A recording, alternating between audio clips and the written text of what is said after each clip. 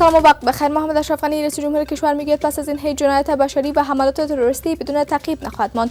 وی در دیدار با سخنران محکمه بین‌المللی جرایم گفته است تمام رویدادهای تروریستی تعقیب خواهد شد. زلمه خلیزاد میگوید اگر طالبان صلح نکنند با فشارهای بین‌المللی و منطقوی مواجه خواهند شد. وی افزوده است پس از خروج نیروهای خارجی تمام جنگ از سوی طالبان باطل است و از راه زور قدرت را گرفتن نمیتوانند.